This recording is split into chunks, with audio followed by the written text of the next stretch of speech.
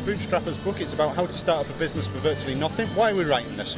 Well, we're writing this because we found that in a recession that we're having now, with massive unemployment, there's a bundle of people out of work, or alternatively on part-time work, and they need to earn more money. If they don't, they're either going to be having to sell their homes or lose any form of quality of life. So what we've done is we've written a book which very, very simply shows people how to make money on the internet. My own experience of the internet is, a couple of years ago, if you looked at what was happening, it was so complicated that it was almost impossible for the average person, the non-techie person, and this is the important thing, to get any involvement or make any money from the internet. It was just for the techies and the people involved in the internet. Right. So how's the book structured then? Well, what we've done, we've structured the book into 10 different sections. Now, at the moment, what we have is, given the economic problems, there's a very limited amount of things that you can do, certainly compared to 2 or 3 years ago. So we've balanced the book in what may strike people as a slightly curious way at first. 70% of the book, 7 sections of the book, are about making money on the internet. 3 sections are about making money in a more conventional fashion. Now, the reason we've kinked the book towards the internet is because everything over the next few years strategically is going to be about the internet and making money from the internet. Even conventional businesses now need to have some kind of internet input. And that's what we've actually notified in the book, that we've put in things of how an individual person can actually help out their local businesses who are struggling at the moment to get more customers. Well, this is the essence of the book. It's twofold in a way. One, we're saying that you can actually yourself start a business on the internet and make money from it. You can do that independently, your own business. The second thing is that you can actually be employed by businesses to market them in these terribly difficult times on the internet. So what we're giving people is 2 sides to the coin. You can do, if you follow what we're suggesting, you can make money and an income yourself, for yourself, or alternatively you can market yourself to other businesses. And so, what was the inspiration for writing the book? Why did you come around to thinking of doing this? Well, primarily, all my friends, the people I know, the Spanish people, the English people, almost to a person now is in trouble one way or another. Businesses are in trouble, people are being thrown out of work. Unfortunately, this recession is going to be long term. It's not going to be a few months, it's not going to be perhaps singular years. It may be for a generation.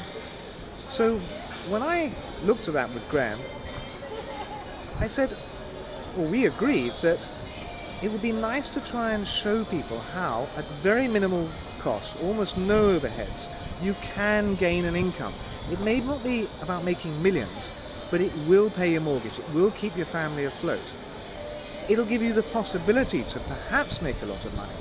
But this type of involvement in the net is very, very low cost, very low overhead. You can do it in your back room of your house, even in your sitting room. And if your business is struggling, or if you're out of work, this is exactly what you need. It's a solution to a major problem.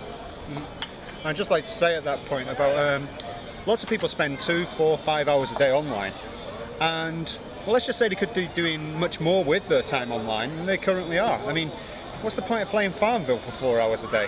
Yeah? Graham, absolutely right. This is absolutely the thing.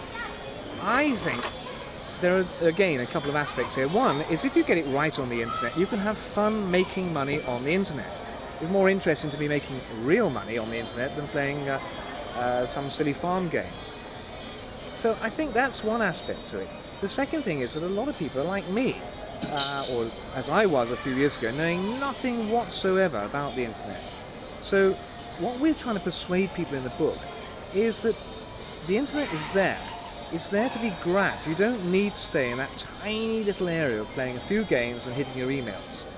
It's a big machine out there that if you know how to enter and you know how to get involved with it, you're going to start being able to use it for your own purposes to make money. And what we're shown, I think, very clearly in the book is both Graham and I have shown throughout that you don't need techie knowledge.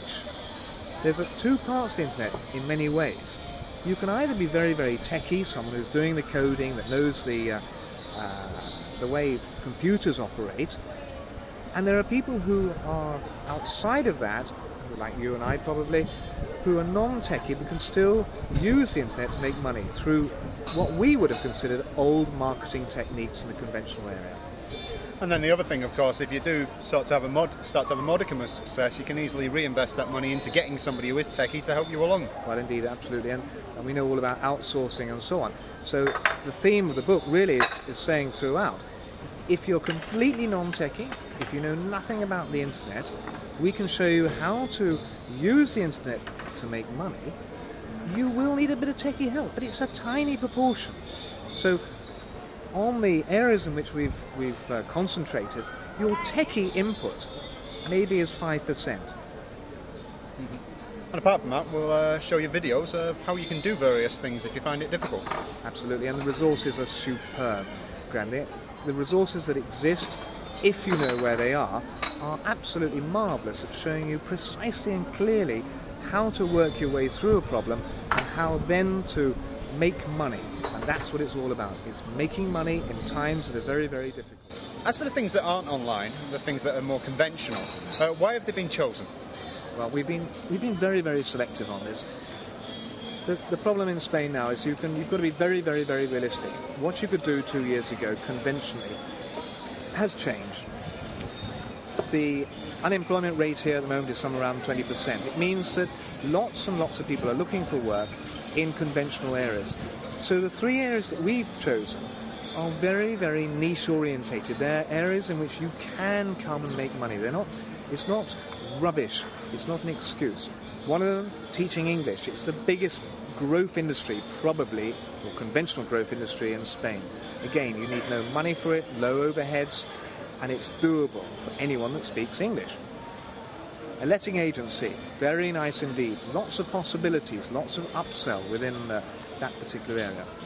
And finally, our last section of the book is about problem solving. And this goes to the essence of the book as a whole. Our mantra is where there's a problem, there's an opportunity. So look for the problems, and we are showing you what problems exist in Spain, and there lie some very specific opportunities.